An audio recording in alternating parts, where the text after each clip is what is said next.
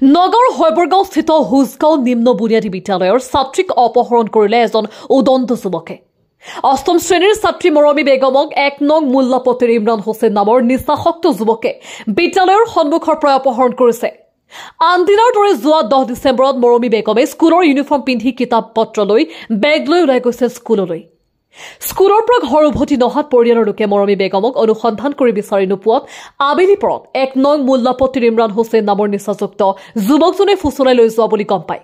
নগাঁও চহৰৰ মাজমজিয়াৰ পৰাই নাবালিকা স্কুলীয়া ছাত্ৰী অপহৰণৰ ঘটনাই তীব্ৰ চাঞ্চল্যৰ সৃষ্টি কৰিছে নগাঁৱৰ হৈবৰগাঁও অঞ্চলত।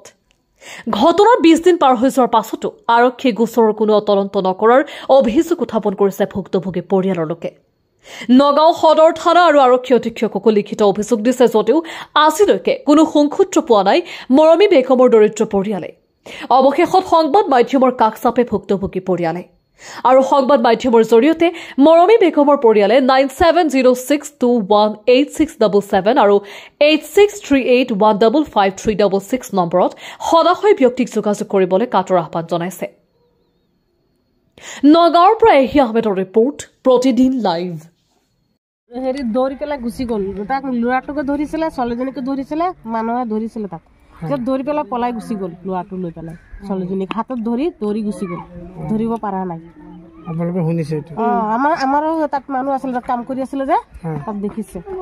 ল'ৰাটো লৈ গৈ পেলাই হাতত দৌৰি পেলাই গুচি গ'ল।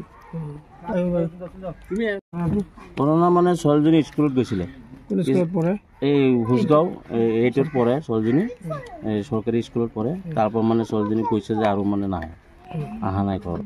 তাৰপিছত মাকে তাৰ বাপেকে বিচাৰি শুনিছে যে ল'ৰাটোৰ লগত গুচি গৈছে।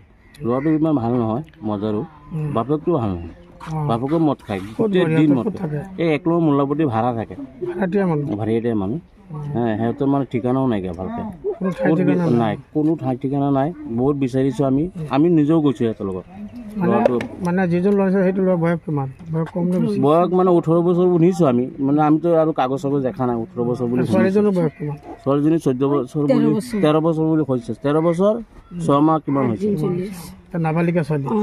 এতিয়া যিটো ল'ৰা নিচা, ল'ৰাৰ পিতৃ মাতৃ এতিয়াৰ কোনো ঠাই ঠিকনা নাই, সিহঁতো ঠাই ঠিকনা নাই, ভাড়াতীয়া।